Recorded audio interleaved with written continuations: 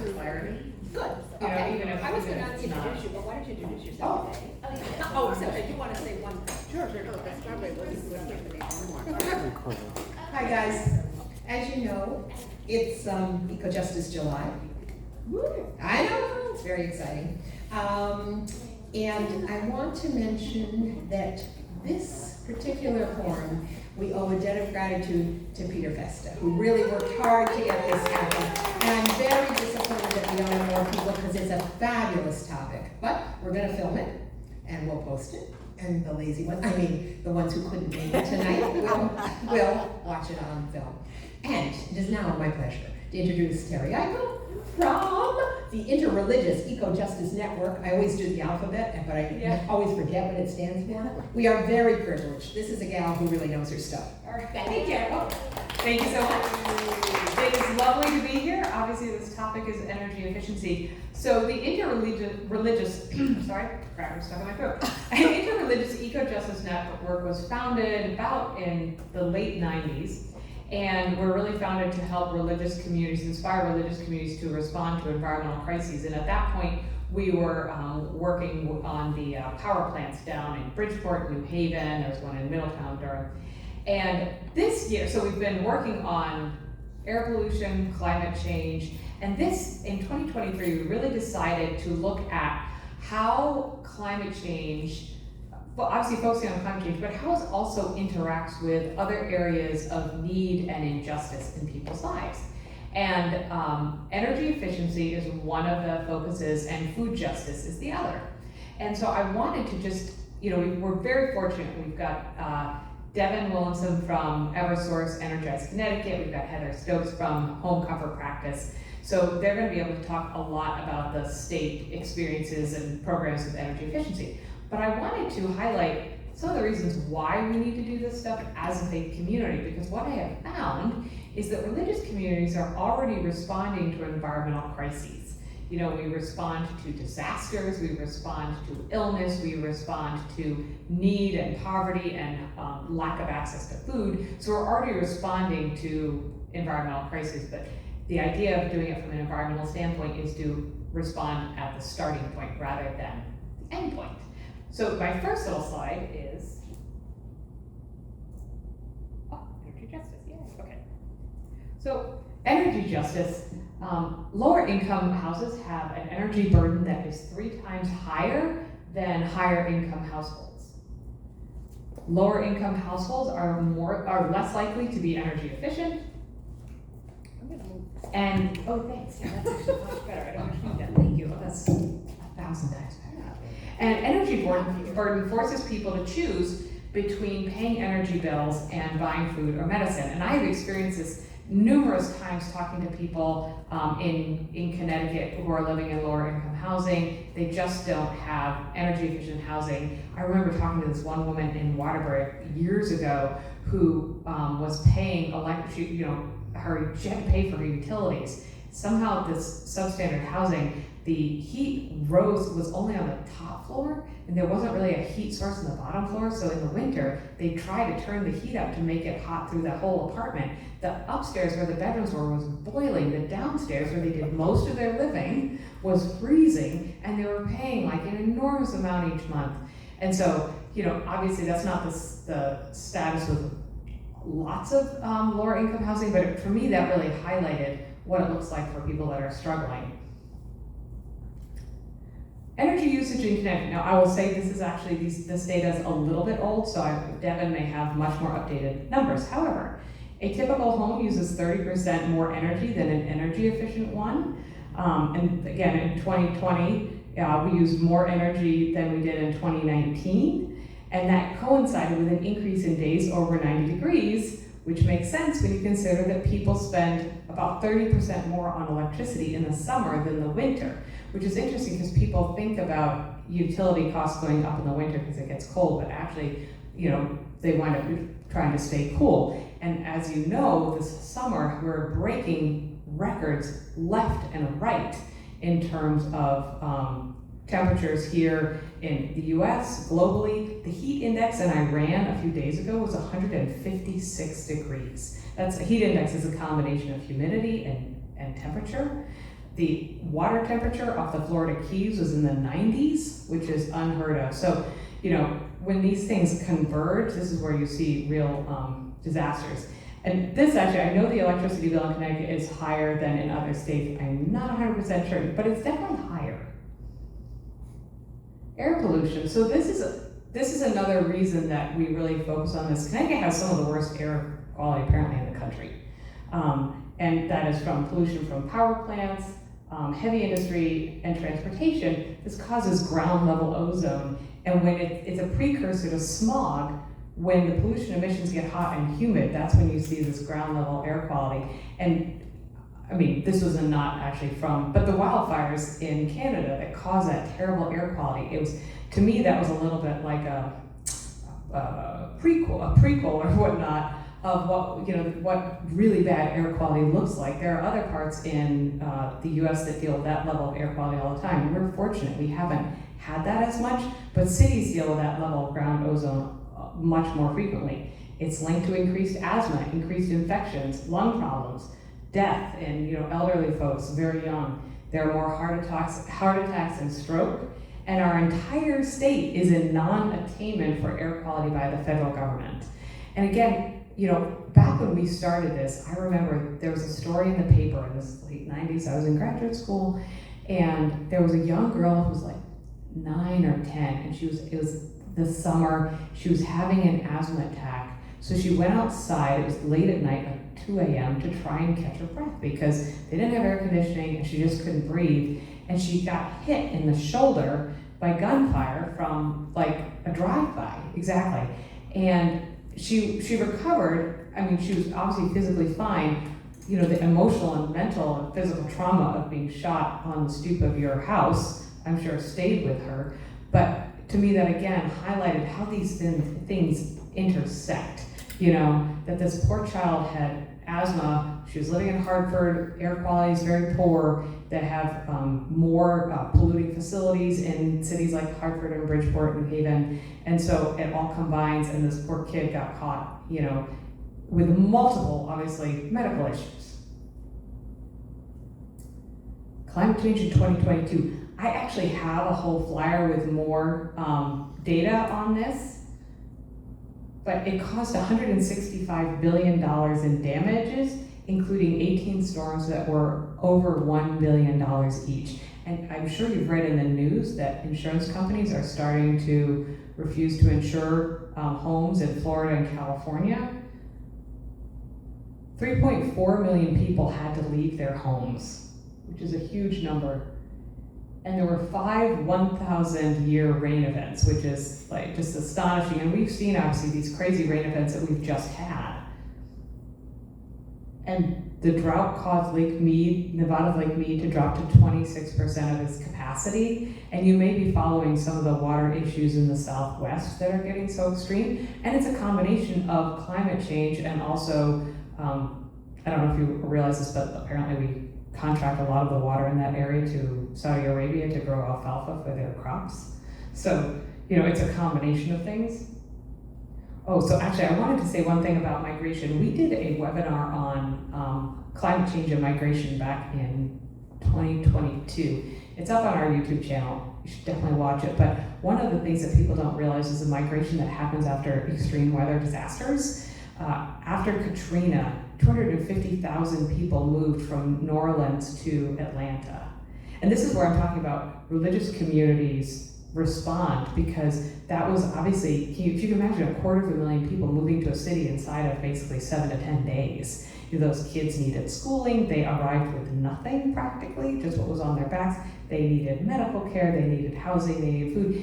And obviously the government stepped up, but a lot of the religious communities and the nonprofits really stepped up to help those people. And that is what climate change migration will look like in our country, is that it's not just, you do see influxes of people from other countries coming because drought has made the land not arable, but we're also gonna see a lot of migration in our country, which will make then housing and affordable housing and options to live even more pressing. So, energy efficiency. Energy efficiency is a great way to address climate change. So Dr. Katharine Hayhoe, who if you've not read her book, Saving Us, you must read it. It is a perfect thing for like a book study group. She is a renowned climate scientist. She's from Canada. She lives in Lubbock, Texas. She is an evangelical Christian, and she has made it her business to talk about climate change to anyone who will listen.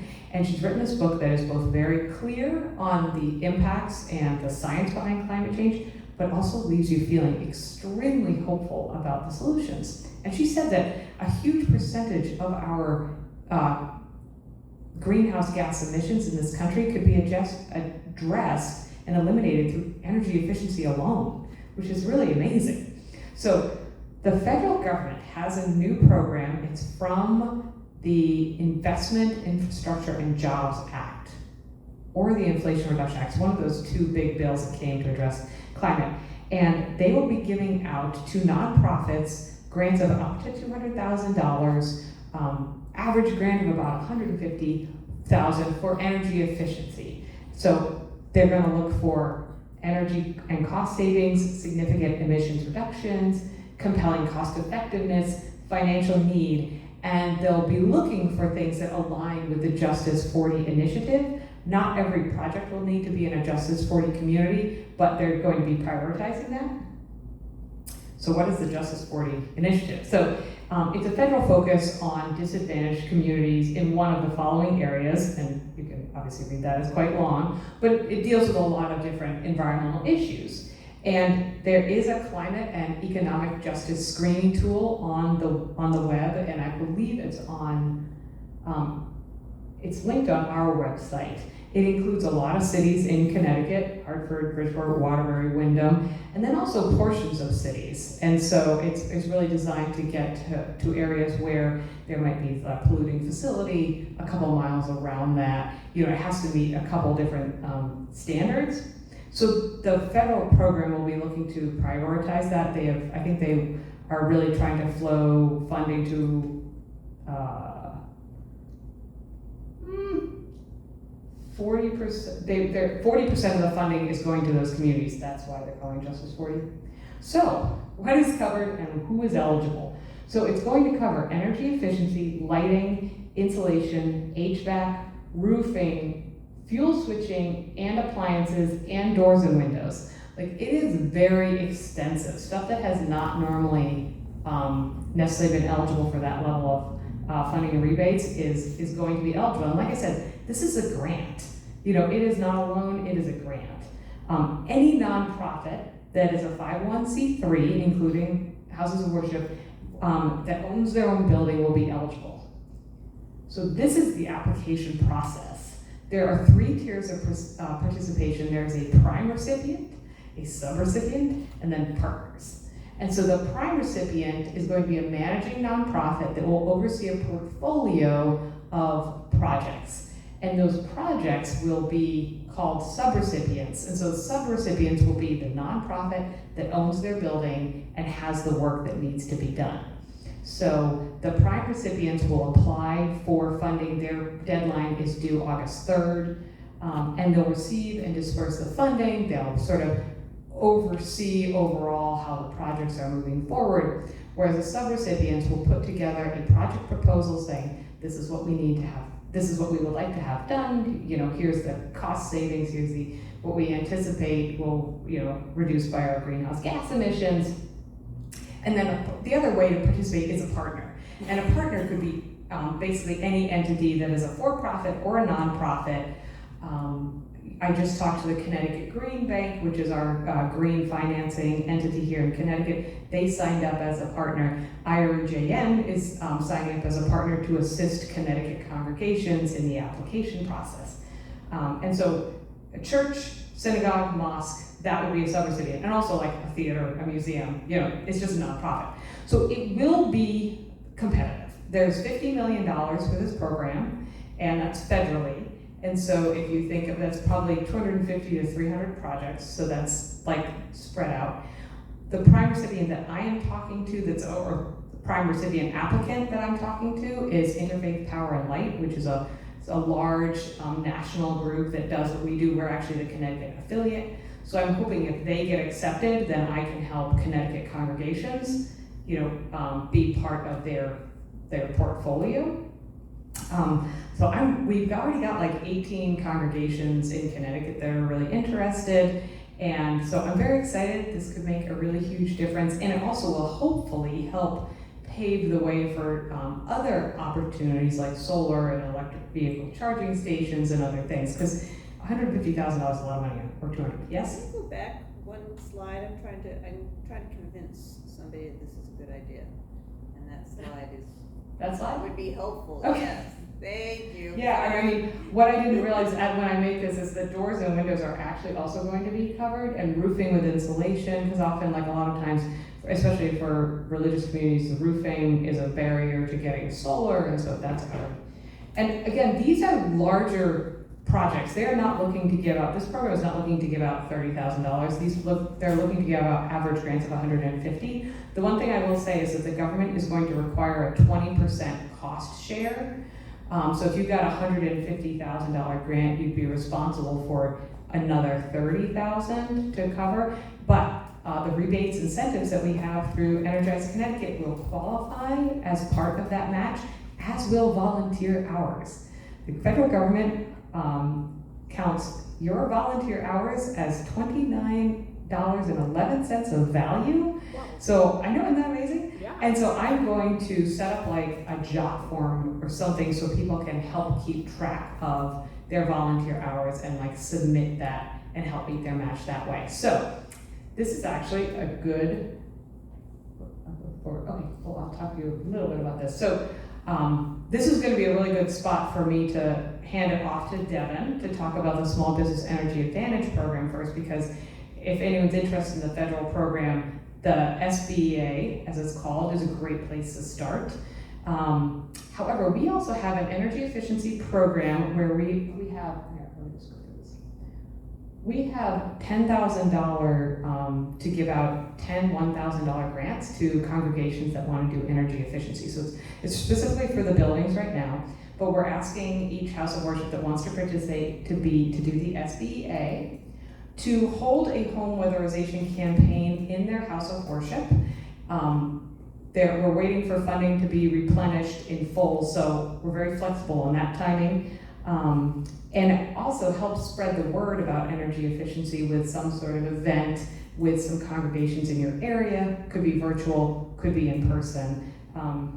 And we can help supply materials and speakers and arrange with vendors and Energize, Eversource and whatnot to support that effort. So we're just asking folks, and if folks are interested in doing that, we have another $1,000 grant that we're going to give out to 10 congregations in Connecticut. So that application is also on our website. And, sorry, that was the whole thing. Sorry, I just talked about that. And, I mean, we're prioritizing houses of worship in distressed municipality or environmental justice zones. However, we still have the funding. So if you're interested in applying for your congregation, please let me know. So I think now I'm going to actually hand it over to Devin. Devin is our wonderful person who is, she's with Eversource, but she works on Energize Connecticut and all the energy efficiency stuff, so. Can we ask questions on your stuff or hold them? No, do you want to ask? Well, I just wondered about the timeline because it seemed rather ambitious. So with the Renew America's nonprofits? Yeah. So, sorry. So the prime recipients will be applying by August 3rd, which is coming right up. Right. And then they will be notified, anyone who's accepted will be notified, they said in October, so somewhere in the fall. And then they will be selecting their sub-recipients after that point. So that's why I'm working now with congregations that are interested in applying, because we have a couple months to really put together a project proposal. I'm encouraging folks to sign up on Energy Star Portfolio to keep track of their, that's sort of the gold standard in terms of tracking greenhouse gas emissions and energy costs and stuff like that. It's through the energy.gov. And just, sort of assessing how they do the 20% share, cost share, and that sort of thing. So we do have a couple months, but time is marching on. So yeah, it's definitely a good idea to get going if you're interested. And the primary recipient, just to explain, that's more than 150,000, that is. Those people, yeah, those organizations will be getting grants of between like $4 and $9 million Okay. to disperse out to like many projects. So I could see Interfaith Power and Light, if they're selected, they could have like, 40 projects to manage because they're national and they'd be like the religious part of it, Yeah. Whereas you could see like a National Museum Society doing all the museums, Okay, But that's a new program that has never been done before, so you now know everything I know. And next week I might know more, so. thanks. Okay, Devin, Yeah, sure. come on. There's not any other questions, I don't wanna, And I'll be around afterwards Yeah. too, obviously, if you have questions. we're not gonna run away. Yeah, This no. is a lot of information for everyone. I know, definitely. Do you need to plug in? I'm going to, yeah. What for you guys?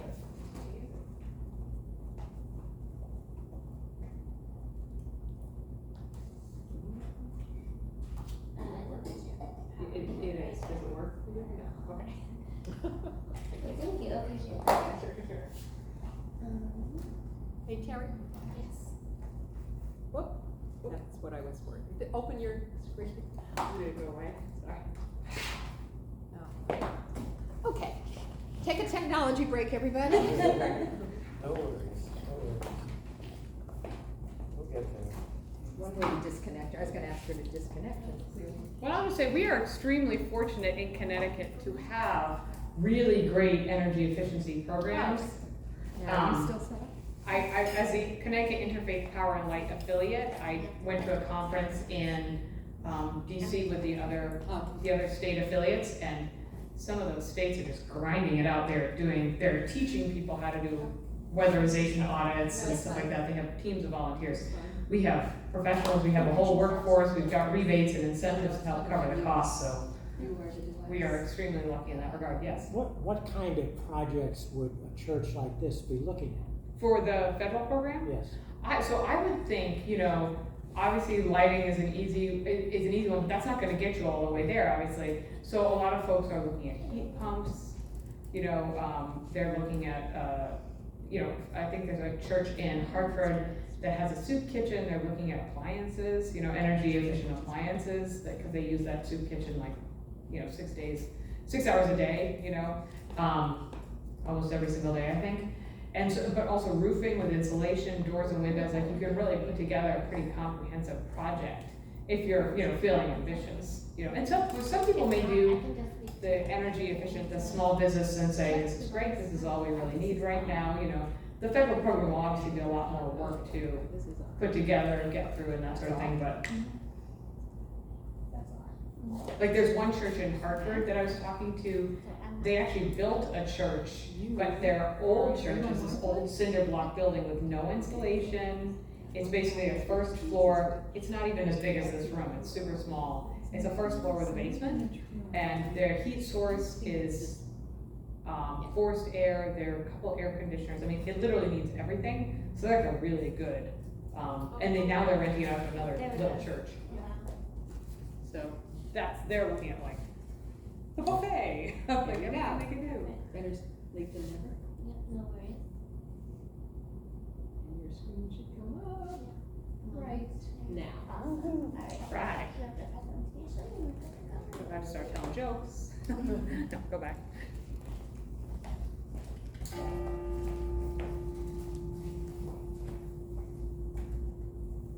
Eversource, Alright. our favorite. I heard that. Alright, so I do work for Eversource, of course, but I want to bring to you all the programs that are available for you to take advantage of. I'm going to speak briefly about our programs for your home, just because I think that sometimes people understand weatherization a bit more with the system, your home, your business, your community that you are in every day, and that's your home, versus a complex building like this. I can tell that there's a lot of history in this building, and if you were to assess the energy efficiency of this building, you've got to also take into consideration all the additions, what's been added on, how much use does it get during the week, month, a day, and just different things you have to take into consideration with a building like that compared to your home. So I'm gonna fly through some points about residential weatherization, then I'm gonna speak to the Small Business Energy Advantage program. If you've got questions, you can jump in, or you can hold them to the end. And then we're gonna hear from Heather from Home Comfort Practice, and she's gonna tell us a bit more about what that assessment actually covers. Because sometimes people are like, oh, I don't want somebody coming in my home and poking around, or oh gosh, I gotta move this around or that around, or oh I can't do it right now, you know. And it's not an inspection. If you are perhaps you own some rental facilities, rental buildings, dwelling units, it's not an inspection from the government or from your town. It's honestly for weatherization of your residential structures. So with that being said, I'll also introduce myself. My name is Devin Williamson. I'm a marketing specialist for community engagement within the energy efficiency section at Eversource. Get into why that's a little bit different compared to where your bill comes from. So just to understand your utility a little bit more, Eversource at a glance. We service 3 portions of 3 different states, New Hampshire, Massachusetts, and Connecticut. We provide services to nearly 4.5 million customers, and we have just over 9,000 employees across all of our service territory. And we are been recognized as the #1 energy efficiency provider in the nation by several reputable publications. So as I said, I'm going to talk about energy efficiency, weatherization, home energy solutions, case study, and then we're also going to talk about Small Business Energy Advantage. And then we'll pause for questions and then move on to Heather's presentation on what happens during the assessment. So I would like to poll the audience. Can anybody define energy efficiency for me?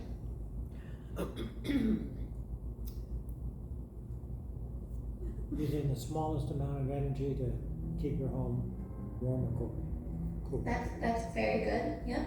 Anybody else want to take a stab? Measure of how much energy loss you have.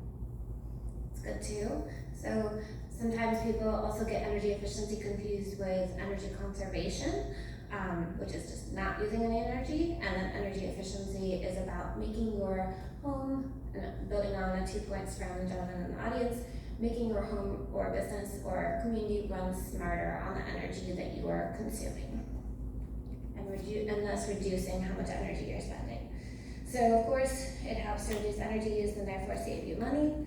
Energy efficiency reduces air pollution and other carbon emissions, which Terry definitely hammered home with her presentation. Creates jobs. I have an energy efficiency job. On your monthly bill, you'll see an Energize Connecticut surcharge. It's roughly $1.95 per customer on a residential rate. And that funding goes into the Energize Connecticut Fund, and it provides the money for energy efficiency programs throughout the company's territories. What are the companies? That's Avangrid, UI, SCG, CNG, Eversource, the Green Bank, and of course the state, who've united on a shared mission for the Energize Connecticut programs. And it also funds our jobs like mine. Within Eversource, energy efficiency is a little bit separate because we are directly funded from that surcharge. So if you have questions about your bill, I'm happy to take those and refer those to a colleague in that section of Eversource.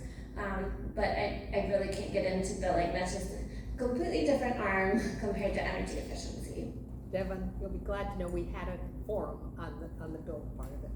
Oh, did you? Yes, we did. Did you have somebody from Eversource come? No, we had somebody from, actually this gentleman right here, AARP, AARP. Okay, Energized CT deck. got it. Anyway, just so you don't have to worry about that. Excellent, because I have definitely been taken to task on a few times Oh. with these types of presentations, and I just want to be sure so that people don't get a little frustrated. I wouldn't feel comfortable answering any questions regarding your bill. Happy to pass those questions along if you've got any more. So again, energy efficiency, it's about making your home or business community run smarter. Energy conservation would be if we were all just sitting in the dark right now. We would be obviously saving energy, but it might be a little foolish. So different energy efficiency measures really bring that to light with like motion detector, so that as you're walking down the hallway, the light turns on, so you're not, injuring yourself or just, why am I not turning on the light? I don't want to pay money. Well, that's a great way of an example of an energy efficiency measure that you can introduce, motion sensor lights, to ensure that you're not just making your building energy efficient, but also you're conserving energy too. So you've all heard about Energize CT. I have a question for everybody. Is Energize CT a separate organization than Eversource? Yes. Anybody else? No. Oh. It is a brand. So nobody works at Energize CT. It's a brand that brings together Eversource, CMG, SCG, UI, Evergreen companies, the Connecticut Green Bank, and the state together, so that they can bring these programs to you, which are funded by that surcharge that you have on your bill. So sometimes people will send me emails and they say, we'd love to have somebody from Energize CT come out and speak to our organization. And I respond and they say, oh, that's okay, we didn't want somebody from Eversource, we wanted somebody from Energize CT. And I say, that is me. We're one and the same. So sometimes people may think that that's a separate entity, but it's not. It's just a way to say, hey, we've got this suite of programs that all of these entities have united to advertise to their customers. And that also includes, of course, the Green Bank, which is a just like NGO almost, like a 501c3, and the state, who of course are not, they don't service customers, they serve the people of Connecticut. But I think of it as a program in addition to a brand, Yes, right? but Energize CT is that brand for, it's like when you buy toothpaste and I don't know, maybe you choose Crest and then on the back it says a P&G product. P&G is the company that has all those different products underneath it, so it's similar to that. It's a way to say like the Small Business Energy Advantage program is actually an Energize Connecticut program because it's funded through that surcharge and it's advertised as an Energize CT program by those entities. Yep, good question. So weatherization, process of making your home or your business or whatever structure you're in just better protected against the elements of the changing weather. So 1.4 million homes across Connecticut account for 50% of the building energy use in the state. Nearly 80% of our housing stock was built before 1980, 55% rely on delivered fuels, that's oil and propane, and that totals 34% of the state's energy consumption. So why weatherize? Well, that's over a third of our energy consumption in the state, so weatherization is a great way to combat that. Reduces your energy bills, optimizes your home system, your HVAC, makes your home cleaner, you don't have cracks, so bugs aren't coming in, that air pollution that Terry was talking about isn't coming into your home. We've had some unprecedented air pollution days, and I know that sometimes I'm thinking, I went into one of the rooms in my home and I said, I don't think the weather stripping is working here on one of those terrible days in June. Helps maintain the temperature in your home. We all are feeling very hot right now. And it helps the environment too. So we do have a program that helps you to weatherize your home. It's called Home Energy Solutions. It's an assessment and service that treats the home as a system that increases efficiency and optimize comfort. It's available to all qualifying homeowners and rental customers for a $50 copay, and there is an income eligible option available as well. So Heather's going to talk a lot more about the services and benefits of getting a Home Energy Solutions assessment. But as you can see, this chart shows the actions on the left that are taken by the contractor, and then what are the benefits directly from that. So for example, better humidity control, minimizing mold and mildew, or lower chance for ice dams in the winter to form on your home's eaves. And of course, a more comfortable home. I think we can all rally behind that. Envelope sealing, we treat the home as a system. In the middle is your conditioned space. Your conditioned space is where you live. It's protected, it's insulated, but also the parts around it are really important to ensure that they're weatherized too. That's your attic, your basement, your garage if it's attached, just to make sure that where you're doing your living is as comfortable as possible.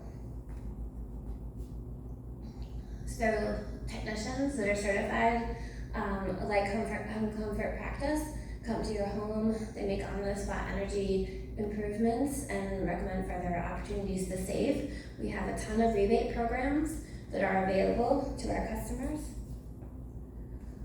Receive services valued at roughly $800. You save roughly $180 a year on energy bills from these services that were done. You receive special access to those rebates that I was just speaking about for insulation, Energy Star appliances, and others.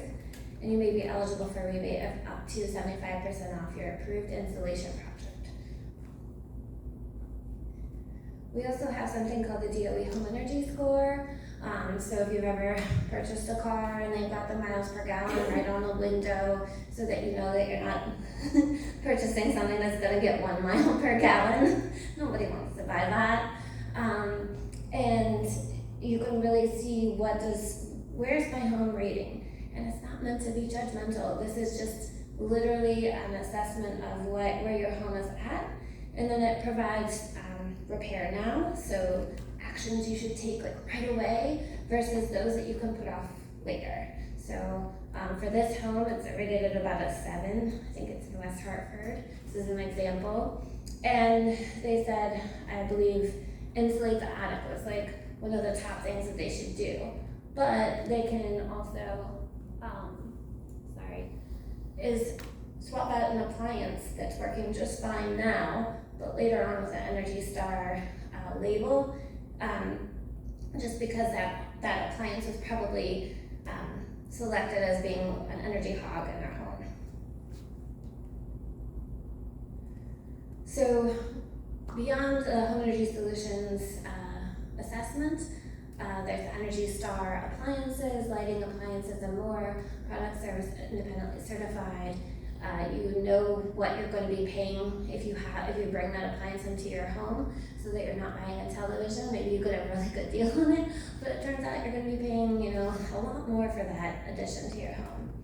We also offer refrigerator and freezer recycling. It's no cost pickup for a working unit. Let's say you're getting a new one, or maybe you've got one in your garage and it works, but you just want to get it out of there. Maybe you're moving, maybe you want to do something different in your home. You can actually earn a $50 rebate for that, and you can actually call for a no-cost pickup too, because I don't know about you, but I would have a tough time trying to move a refrigerator very far. We also have our Eversource Savings Center.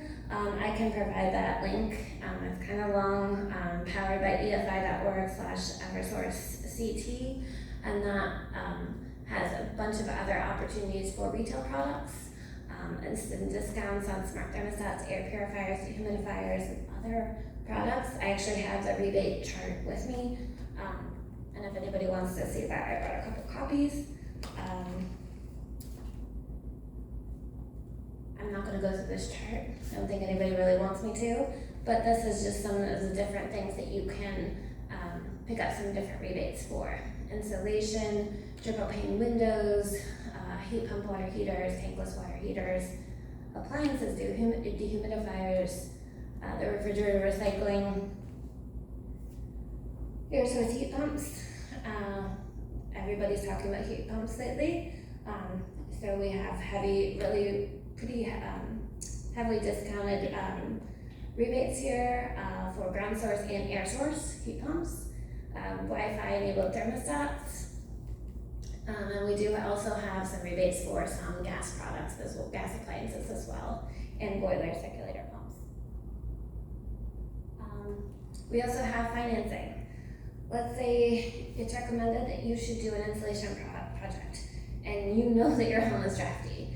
We have financing that is available to help you get over the hump of getting those projects done. Not everybody has money in the bank ready to go, and depending on if you're approved. I think they look at your bill history, payment history, a couple other things. You can get some pretty good rates on financing. We also have the Smarty loan. Let's say you found mold in your basement, or you're in your attic or something like that. Nobody wants to deal with mold, but we have some financing to help you save. And then there's the Energize CT heating loan, heating system replacement. I work with communities across the state, and one of the communities in the southeastern report, I was speaking with the loan development specialist there, and she was telling me about this family, and they definitely needed to replace their heating and cooling system. And I said, she's like, what can I do? And I'm like, have you tried the Energize CT heating loan? And she got connected with more information directly. I was able to put her in touch with some folks that she could talk to directly to make sure that that family was receiving the help that was desperately needed. So I'm talking about all these programs. Are people actually taking part in them? Absolutely. Last year alone, we reached just over 41,000 homes through Home Energy Solution, and that also included 6,400 low-income households. However, there's more work to do. We do have a goal of weatherizing 80% of that housing stock I talked about earlier in the presentation by 2030. So this is an entire, everybody across the Nutmeg State coming together to jump on the weatherization bandwagon. So how do you enroll? Well, you can talk to Heather, and she can sign you up for a Home Energy Solutions assessment. Keep in mind that with some of our programs, we are seeing very, very increased demand. So there may be some time between when you schedule and when the technicians actually arrive. We typically like to keep that around 30 days, maybe 60, depending on as we go into heating season. People go through summer and it's so hot, they're not even thinking about their HVAC or turning on the heat whatsoever. Why would you? And then that first cold snap happens and people are flooding our 877-WISE line, which is how you get connected to a contractor if you don't have one directly in your audience. And if you have any questions about any energy efficiency programs, or if you're a small business owner beyond your congregation, if you want information about heat pumps or anything like that I can't give you today, feel free to call 877-WISE-USE. Maybe you want information about the heating one that I provided for your own home. Call 877-WISE-USE. It's not just for Home Energy Solutions. There's also the online lead form, Eversource-CT/HES, and the income eligible application is also available online. There's some income verification you have to go through to qualify for that no-cost assessment. So I just want to run through this case study. Basically, a condo owner in Waterbury was just finding her condo just being super drafty, and she tried some DIY options. It wasn't working. And so she called 877-WISE-USE, was put in touch with Bantam & Wesson, who's now under a different business name. I believe it's Vivant or something. They just announced it, so I feel bad. Heather, if you know, let me know. I didn't even know that. Okay. I think it just came out this week. Bantam & Wesson serves just about all of the state, but especially Litchfield County, Northern Fairfield County, and parts of Hartford County especially. The contractor came out, identified a hole in the basement, needed more insulation, new water heater and windows, and she was an income eligible customer, and she received a set of upgrades to insulation, water heater, and the windows at no cost. She was very happy. We actually turned this into a case study.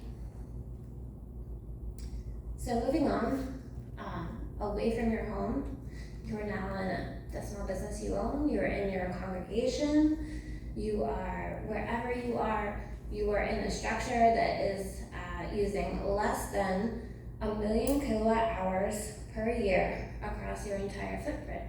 So depending on how you're metered, that could be, you could be a franchisee and you have 4 locations across Connecticut, but you're even across those 4 locations, you're still under that 1 million kilowatt hour threshold. Anything above that would classify as commercial and industrial, and that's a different program. So this congregation is a prime candidate for Small Business Energy Advantage. So Small Business Energy Advantage includes financial incentives to reduce upfront investments, 0% on-bill financing for the balance of selected measures, ease of use with a turnkey approach from utility qualified contractors. There's more available on our website. I am going to run through some more information, of course, but this email address, spact@eversource.com, is your gateway to finding out how to schedule your assessment, to get any questions asked, and anything else that you need. You can also just call 877-WISE-USE. However, I know the SBA team at Eversource, I was on email with them today. They sit a couple rows away from me, and I know that they monitor that email inbox all the time. So shoot them an email if you're interested. That is the best way to get in touch with the SBA team. So SBA benefits for your customers. So if your congregation wants to go through this, what do you get? Services by the contractor. No cost proposal. So they're going to come out and they're going to do an assessment. That is no cost. You're going to get a list of recommendations about what you need to do in this congregation. And that could be everything from lighting to an HVAC replacement to heat pumps in part of your building to you name it. Weather stripping, general weatherization. Generous incentives for lighting saving measures, they just described, and especially refrigeration. You've got a kitchen over there. Who knows what's happening in terms of the energy use with your refrigerator? I don't know the age of your refrigerator, so if you just purchased one, I apologize for that erroneous comment. It's old. Support to solicit bids on custom measures such as variable frequency draws, insulation, and other measures. 0% financing with on-bill repayment. That's huge, especially for folks that are really uncovering deeper measures that need to be done. Support for non-English speakers, reduced operating costs and environmental footprint too. I'm not entirely sure what your footprint is, but if you qualify for the microbusiness program, so we've tried to. Microbusiness program is actually a subset of the small business program, but for those very small businesses that have especially sprung up as part of the pandemic, but we also find that congregations like yourselves might qualify too, because it's not an office building where people are using copiers and scanners and computers, and it's heavy use for roughly 10 to 12 hours per day. You have different times of the day where your congregation is being used, other times where it's just sitting empty, or your office is open or something to that effect. We found that through our auditor that we qualified for the MPEA program and had an application approved that's just getting implemented now.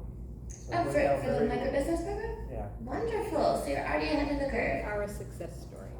No, truly. Well, maybe I can turn you into a success story depending on how your program goes and what you just said, what measures you need to take care of. Which contractor are you working with? Energy Solutions, Yeah. out of Excellent. Shelton, Bob Hour. Wonderful. So this is what you're getting. Multi-language outreach materials, smart thermostats, and weatherization options available in this program, and that financing is so huge for congregations like yourself. So this is more about what you can get through the microbusiness program.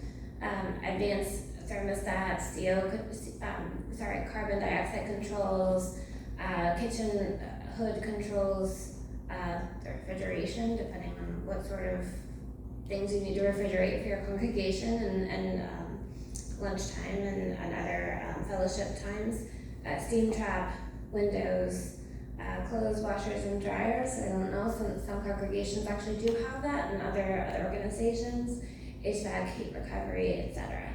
So this is, I'm not entirely sure if you rely on propane and oil, or are you on gas? Oil. Natural. Oil. What'd you just say? I thought we had the natural gas. Oh, did you? He probably knows better than I. Yeah, I believe we do. If Sam were here, it would. Anyway, yes. Nice. Well, if you get a bill from Eversource Gas, then that would Yes. probably. It was originally Southern New England Gas. Right. Yeah, Okay, we you- went through the bills and stuff. Yeah, he's seen the bills, okay. I Excellent. yield. So you've done the whole like uncovering the years of where's our energy use gone, where's the money gone? It's gone to our utility bills. So this is basically what you're getting, and then the green, the dark green, those are your micro business measures. Financing options for MBA, it's 4,000, 0% max 60 months on bill repayment option, which I really hope that you qualify for. And I will pause for any questions. That was a lot of information to throw at people. I don't expect you to know everything and walk out and be like, yes, I'm an energy efficiency expert. But I hope that I've imparted some knowledge to you about programs that are available for you to take advantage of, either as a member of this congregation or at your home. I have other information regarding our electric vehicle charging programs, heat pumps, residential electrification. We have a brief blurb in there about solar. Get a lot of questions about solar. Just a quick word, solar is also outside of energy efficiency because it's generating energy. If it's energy generation, it's in a different department. We're the making everything run better, faster, and saving energy department and energy efficiency. But happy to connect you with any information that you might need about solar. And yeah. Thank you. Do you have, as part of Energy CT, do you have any consultants who work with homeowners to determine, we have oil furnace, maybe we want to switch to a heat pump. Is that going to be more efficient? Should we consider, we don't have access to natural gas in the street, maybe propane? Are there consultants like that connected to Energy CT? Yes, actually, we do have Energize Connecticut heat pump specialists available for virtual consultations. They're roughly half an hour to 45 minutes. It's conducted over Zoom, and it's with heat pump specialists who know a lot. They know a ton. There would be a whole other presentation about heat pumps that would probably take an hour for everybody to really grasp everything about heat pumps. And it's also new. It's new here. You go other parts of the world and it's a pretty prevalent technology, but because we've been so reliant on cheap natural gas, it's just a bit of a revolution in terms of residential measures. And I know that people have questions. So those consultations are no cost. You can sign up at energizect.com/heatpump, and I've got brochures with that information and that website on them at the table back there. So. And we also did with the heat pump specialist from Energize, iRegen did an hour-long webinar at the beginning of June. So you can also find that on our YouTube channel. And we did, at the end of June, we did something on solar as well. So we're like trying to keep these hour-long, things going. But yeah, it's great. Two questions. Yep. Number one, I did the consult on the heat pump, and have proceeded, but it is very valuable. And it's sort of pro forma just to start, like just to get them knowing what you Yep. got and what you're looking at. So if anybody's interested in heat pumps, I would definitely recommend that. Secondly, I'm a little confused about this assessment in terms of, does a homeowner have to sign up for an assessment if they want to take advantage of any rebates, including solar, including heat pump, including, you know what I'm saying? Solar, recently, and it's a great question. So right now, you can, as you just noted, that you are proceeding with your heat pump. Have you gotten a home energy solutions assessment? Yes. Okay, No. Oh, This so was, I yeah. didn't need the assessment for the heat pump. but you didn't do a weatherization, you didn't Well, I have, had an assessment like 5, 6, 7, Right. however many years Okay. ago. so, this is many different points here. So first off, a great question. So yes, a home energy solutions assessment can unlock those special rebates, as I stated earlier about the rebates and everything. However, for certain programs, you don't need a home energy solutions assessment. So on this like rebate chart, for example, one of the columns on the far right says home energy solutions assessment required. And it says no, yes, which is really helpful. And I'm really glad that they added that column because I was getting confused. And I probably drove my supervisor crazy being like, do you need a home energy solutions assessment for this? Do you need it for that? Do you need it for this? Do you need it for that? I don't want to tell people something that is erroneous. That's really, really key. So for example, you had already had an assessment done a couple of years ago. Right now, we just introduced a new threshold where I think you have to wait 6 years in between your assessments. Now, should you get an assessment every 6 years, and it used to be every 3 years? No, because if you haven't done like a major project, you haven't added a story, added a room, taken down a door, done something that has really changed what your home looked like from that assessment 6 years ago, you probably won't need one until either you do a major project to your home or you have a change in life status where you retire and your income drops down into income eligible, and then you're able to access different rebates at a different cost, because for certain income eligible customers you can really get even deeper discounts than are available to the market rate customers, those who pay that $50 copay. So I think it's a lot of information to answer your question, but yeah, that's The other thing that's changed though, besides what you change in your house, is the technology. Because when I had my assessment, whenever it was, and I have to look it up, they never talked about heat pumps. yes. So, and I have heat pumps. The house was built in 1981 with heat pumps. So it's an all-electric house, but Wow. they were very old Mhm. and inefficient. But they never mentioned it. When was it built? 81. So that's interesting because that would have been right after the energy crisis of the 70s. Yeah. And so there's certain pockets of where what we're hearing today actually popped up then. Like the U.S. Department of Energy came out of the energy crisis. It was part of the Department of Defense, and we had solar panels on the White House and a bunch of other different things. And so it's very interesting. I'm just noting candidly about that must have been somebody who was very who was really looking toward the future and taking everything to heart about what happened with the long legs of gas pumps in the late 70s. So that's very interesting. And so were you able just to replace your heat pumps, or did you have That's to a long story that I don't want to. It's really interesting. It's a whole other story. But, and yes, is the short answer. Got it. Not yet, but yes. Yeah, heat pumps come in like zones, so you can't just say, I'm installing a heat pump and that's it. That won't work for your whole home, unless you have a very small home. So. But the bottom line in her case was that, her. He's my consultant, in case you wonder. She had heat pumps in her home, but they're still technology from 1981. Right. And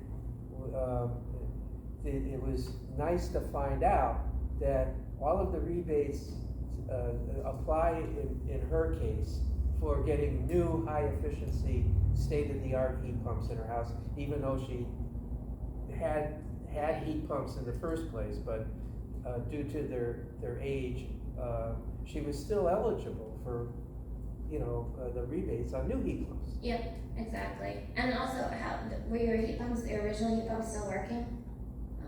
These had been replaced or repaired or, I mean, I remember one, since I've owned the house, had a lightning strike. So, yeah, but anyway. So lots of twists and turns here, sorry. I'm really enjoying it. But in any case, yeah, I could do a present, no. But my real question was about the solar, whether you needed an assessment, and I'm hearing you don't need an assessment. That's a new requirement that you do need to get a home energy solutions assessment. I believe it's as of this year, if I'm not mistaken, right? Is it new this 2023? I believe so. It did start, I believe it started post-pandemic, that they required the assessment, but they changed it for this year. Yep.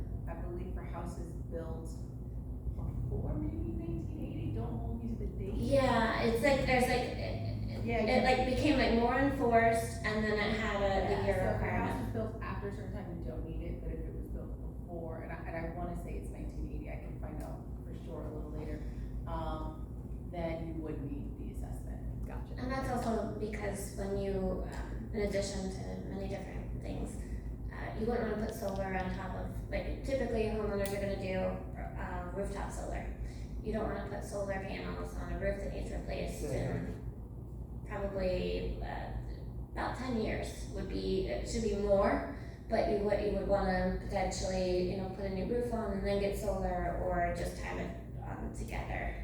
My daughter and her husband put solar panels on their house in Wilkett this year, and the company required an assessment. Yep. So Ah, they insisted on doing it first. Yep. Well, And also, you're just gonna get so much more for your money. That's the big thing, is that some people are like, oh, I don't wanna do the assessment, or, oh, I wanna start saving money now. Well, you can, if you get the assessment, you can start saving money, and then you can get the solar panels installed, because that's just gonna bring your energy costs lower. It's like, you know, you wouldn't wanna like put, you know, a fresh coat of paint on a house that's Yep. fallen down. You wanna be sure that you're taking care of everything inside that house, and then you're putting the solar panels on top, so that everything is as energy efficient as possible, and then once you're generating the solar from the panels, you're even getting more return on your investment. So let me ask, you know, how this works in parallel with a house of worship. Mhm. Like if a church like ours wants to look into a solar array on our church, you know, what's the path that you follow? You know, I guess it's a little bit different here. We're talking about the SBEA program, and what kinds of technologies are a part of the program and so forth. So I don't even know if SBEA would apply to a solar project on a church. In terms of, Financing it. so that would be two different parts to finance. Don't quote me on that, again, I don't work on the solar section, but doing the energy assessment on your congregation and taking those energy efficiency measures first, we did, we'll get that payback. we've had the assessment, Yes, and we're following, like, this coming week, they're replacing all the lighting, wonderful. for an example, right? Am I right? Yes. And it's doing that loan that is, what's the finance we're getting? 0% 0%, financing. mhm. Right, For for that. Now, they may have made other recommendations, but they certainly didn't recommend solar, right? Yeah, 'cause No, and that's that what would be part of Yeah, that's. part of that's what I'm only getting energy at efficiency. is like, so now if we, having done this one project with a lot of energy efficiency measures, it's all great. But if we want to make the next step to solar panels and so forth, would the SBEA actually be part of? Yes, because Okay. if you're, okay, now, I'm wading in the territory that's not exactly my forte. However, think about a congregation like your home. Like if you were gonna put solar panels on top of your roof, you would wanna make sure that everything was working perfectly inside your home, weather stripping, you know, making sure HVAC is tuned up, maybe you didn't need to replace it, you were installing low-flow shower heads and all those different energy efficiency measures, putting insulation in your attic before you put that solar on top of your roof, so that you make sure that you're not spending more energy, you're saving energy inside your home, and then you're generating energy to power your home. So just like with your home, the congregation would be very similar. So with what you're pursuing through this SBA program, getting the lighting replaced, whatever other recommendations were on that assessment, and whatever I don't know, was there anything beyond lighting? There's just a special control system for the AC unit, Okay. electronic control. It's pretty fancy. But beyond that, it was all lighting. It was all lighting, and that's good because, also our light, I believe lighting for SBA is going away at the end of this year, so all those projects need to be installed by December, because the cost of the lighting for, high efficiency lighting has come down so much that the market has now, it's like going to buy like a light bulb, almost at the same rate as it was a few years ago, before LEDs were introduced. So does the SBA financing cover solar projects? No. That's what I, was That's that what the you, question. that's the question. That's- Okay, The yeah. Connecticut Green Bank though has financing for solar. Through CPACE. Yeah, And the Connecticut Green Bank would be a great option for that. I was actually just talking to the Connecticut Green Bank today, and as I was talking to this guy, Peter, I was thinking, I feel like there's a webinar on financing, you know, really like between, you know, getting a utility, an energized person and the Connecticut Green Bank, so they can kind of go through the options, because obviously, like, you know, these projects don't exist in silos, you do want to stack them together, and they sounded like they're actually pretty flexible, in terms of they're like really interested in getting things to happen, you know. Absolutely. And then just as an aside, I actually host a webinar every first Thursday of the month. We feature a different topic.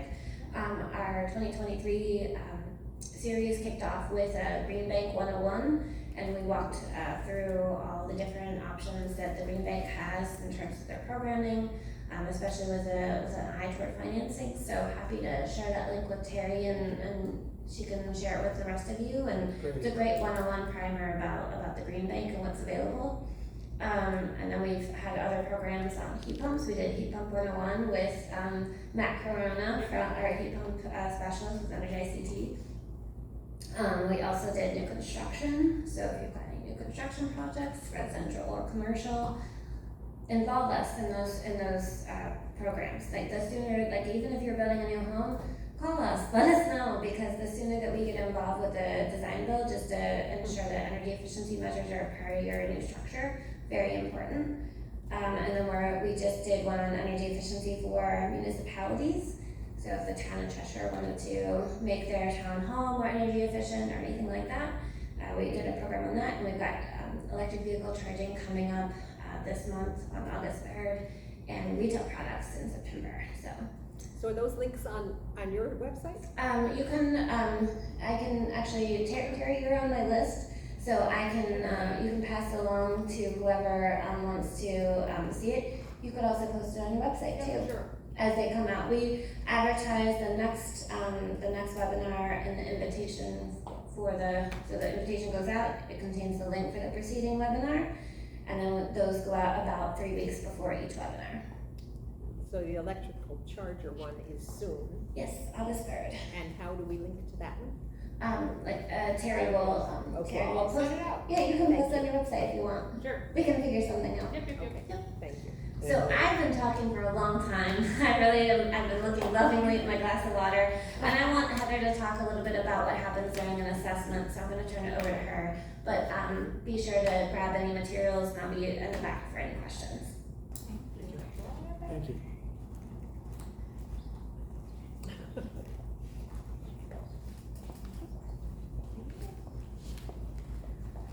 Okay, so hello everyone. My name is Heather Stokes. I work for Home Comfort Practice.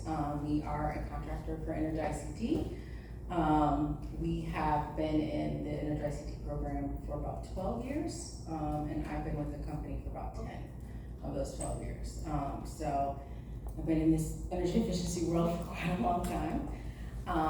So we are the person, if you decided to sign your home up for a home energy audit, we may be one of the contractors that come out to do the work.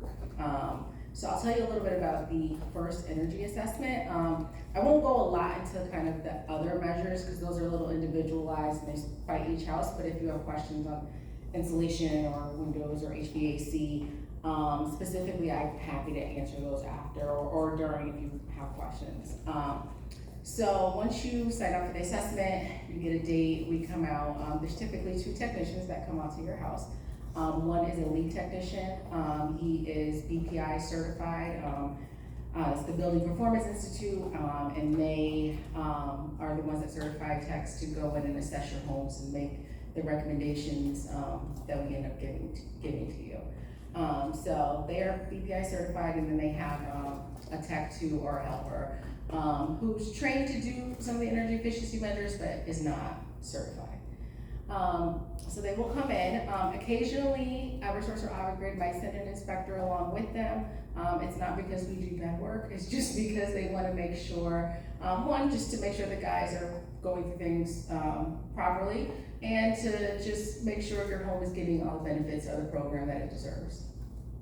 So we encourage you to allow the inspectors in. They're great, they usually work with our techs, we've been working with some of them for years, so we're pretty friendly. When they come in, they will explain to you what they're gonna do first. And they typically, what they do is they do a walk around. And Devin mentioned earlier, the ABGC. So the areas that we look at the whole house, but we're gonna look at your attic, we're gonna look at your basement, we're gonna look at your garage, and then we'll look at your condition area. And the reason that we start with the attic is because that's where you lose most of your heat if it's not insulated or improperly air sealed. And that's just because the stack effect, heat rises, it's gonna go out the attic. So we're just gonna look around, and we typically look for if there's any barriers to us being able to do the work that day. If you have mold, if you have asbestos in your basement, if maybe you have any open construction, like really large areas of open construction that would prevent them from running the test, the blower door test, which I'll get into shortly. Any kind of just other health and safety hazards that would prevent us from safely being able to weatherize your home, because we don't want to seal your home up tight and you have mold, and then next thing you know you're getting breathing issues or other health issues, because nobody wants that. So that's what we're going to look for first. If we do find that there are barriers, we would stop the audit at that point. But we just don't say, bye, nice knowing you, see you later. We're going to try to tell you how to remediate that. So maybe we go up in your attic and we see on your roof deck there's some mold, there's some discoloration, maybe the attic's even sweating, and you have a bathroom fan or 2 bathroom fans that are venting up into that attic, but they're not venting to the outside. So that means every time you take a shower and you're running that bathroom fan, all that moisture, all that warm air is going up into your attic and it's getting trapped there because it has no way to get out. Maybe you don't have adequate ventilation up there, and so it's just trapped. And over time, we've been doing this for years, it's gonna create some mold up in your attic. And you may not know because you may not go up there. So we're gonna look at that, we're gonna see what could be causing those issues, and then we're gonna make recommendations to you. Hey, you know what, you should get these bathroom fans out, and you know, we can provide a quote to you, but we also give the homeowner a chance to, hey, if you wanna fix this, these bathroom fans need to be vented out. Maybe you have soffits in your house, but they're not breathing because they're blocked by old fiberglass insulation that was installed 20, 30 years ago. You know, that should be cleared out so your soffits can breathe. We can install vents so that their proper airflow is going through. Things like that. Maybe you have asbestos on your pipes in the basement, which frequently happens. So we'll recommend, while we can do some measures with asbestos, in order to get the full benefit, we can't run the blower door test. We might recommend that you get that removed, and we can refer you to some reputable asbestos abatement companies. So hopefully we don't run into any of that, and we're saying, okay, great, your house is okay, we're able to proceed with the audit. Our next step is gonna be going down to your basement. We're gonna check your furnace, boiler, water heater, things like that. We wanna make sure that you don't have any gas leaks. If you heat with natural gas or propane, we wanna make sure that there's none of those, and we also wanna make sure that there's not any CO, and you don't have high CO levels. Sometimes, while it may not be in the house, the heating system itself is backdrafting, and if you test it inside there, you'll find that there's high CO, which can damage your system over time. So hopefully we get past, and there's no barriers. So that's what we like, no barriers at your house. What the tech is then gonna do is run a blower door test. And what the blower door test is, and if you've had an assessment done, you know what they look like. If you haven't, it's kind of funny looking. It's a kind of a red apparatus that they put on one of your doors, and then there's a big fan that they attach to it. And what that fan does is it depressurizes the inside of your house, and it's really actually cool to see that it'll depressurize the inside of your house, and when you can go around, you can see where kind of drafts are coming from.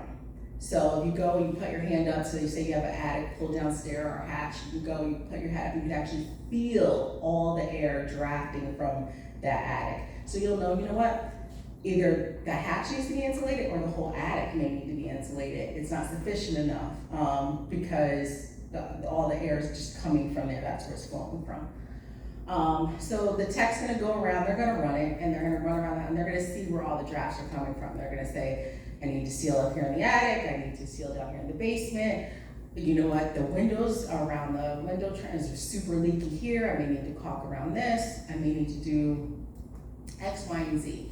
And some homeowners are really interested and they wanna get involved and they go around with the techs and they wanna see, and we encourage that. If it's your house, you should kind of know how it's working.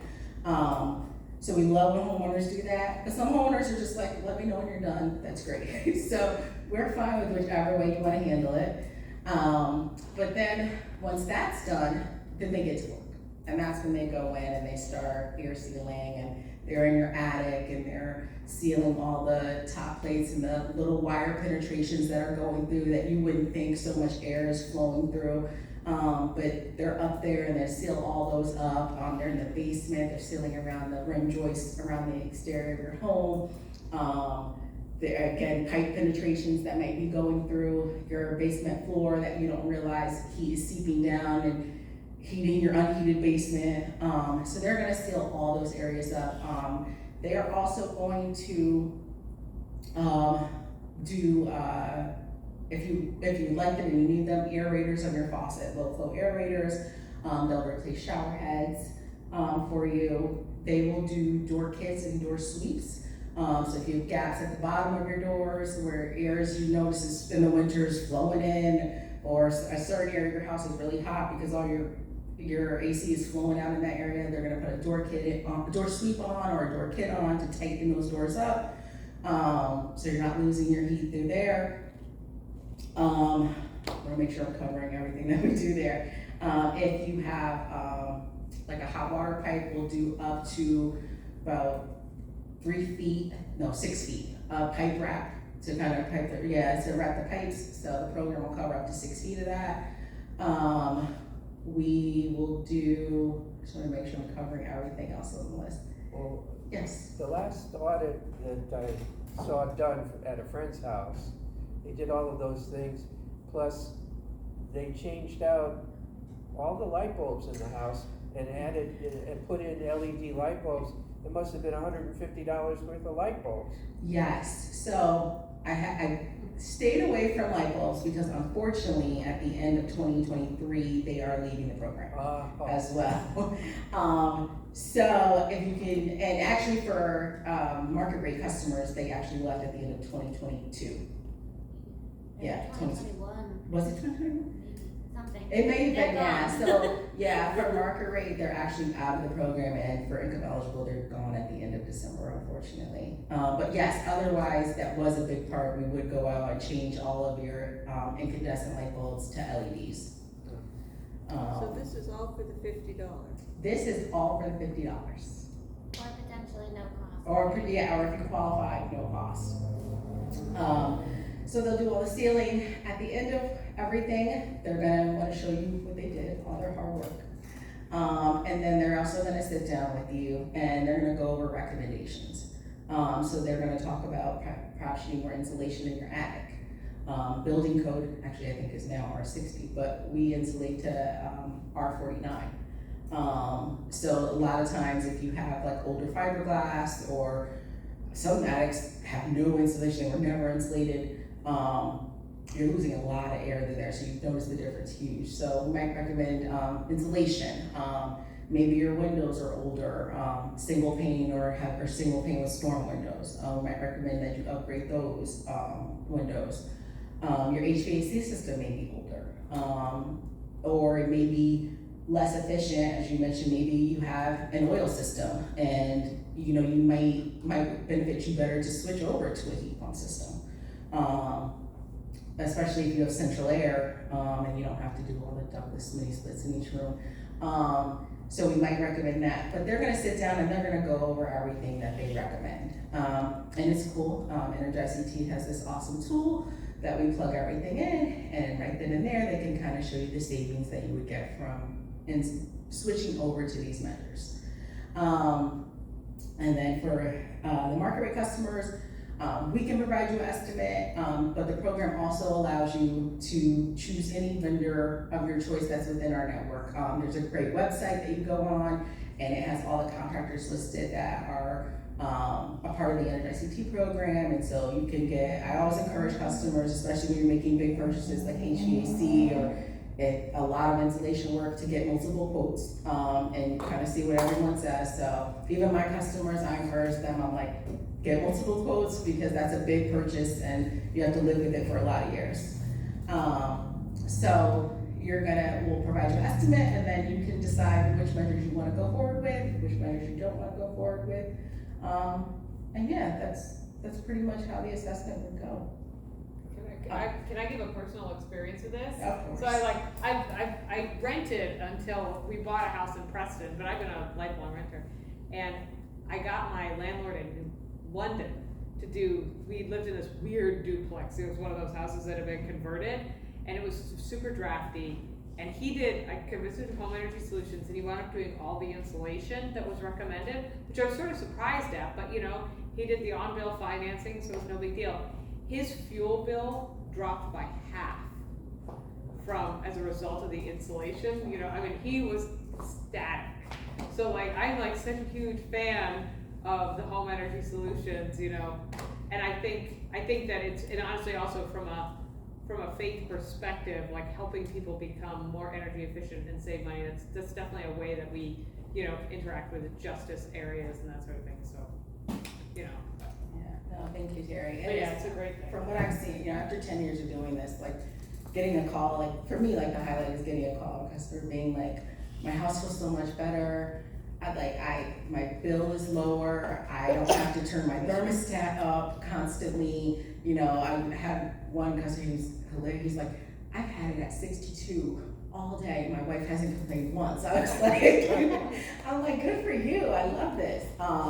So yeah, outside of being one of the contractors, I just believe in this program so much. I've seen so many the benefits that it can bring to people. And if you think there's something improvements that you need to make to your house anyway, it's a perfect program because the incentives and the rebates are just phenomenal.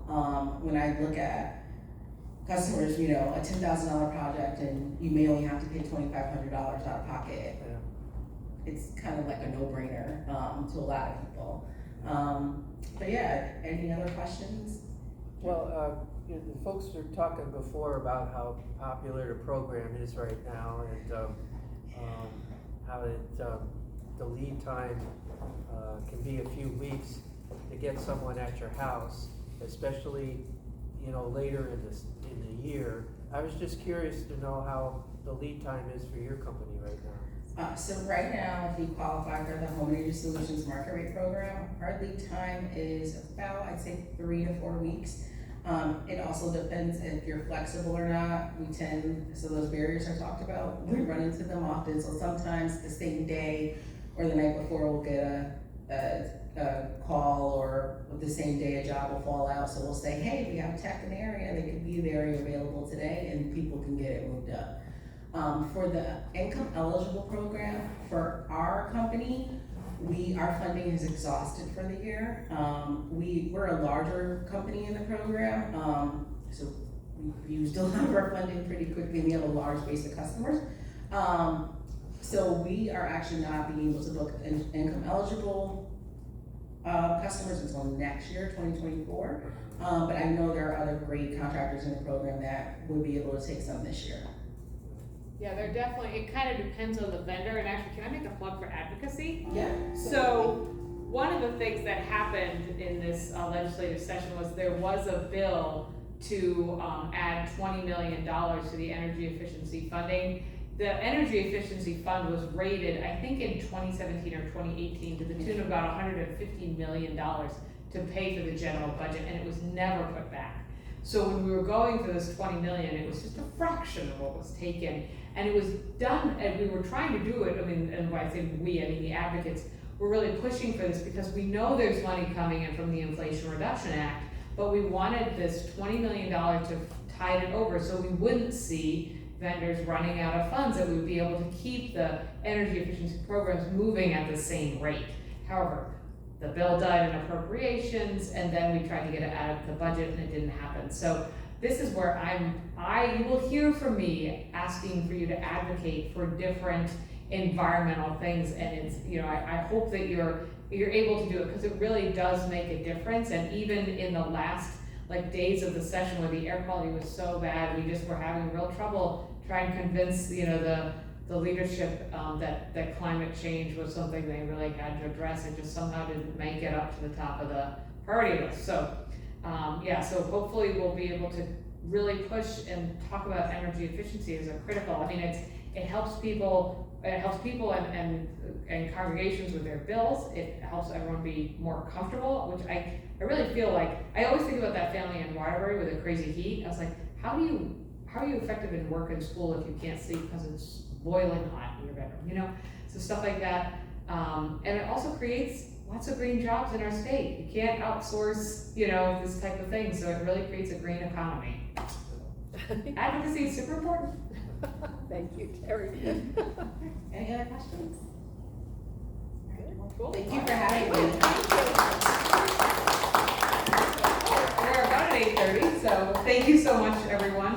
Peter and Are there gonna be handouts that will stay? Cause I'm thinking of, especially the rebate and all that, and the assessment stuff, that since we unfortunately didn't get as many people as we hoped, will we be able to leave some materials for us to share on Yeah, Sunday? I'll leave a smattering of each brochure Thank for you, and if I could just explain each brochure to someone here, so that if folks have Sure, questions, you know okay. exactly which one to Yeah. direct them to. Thank you.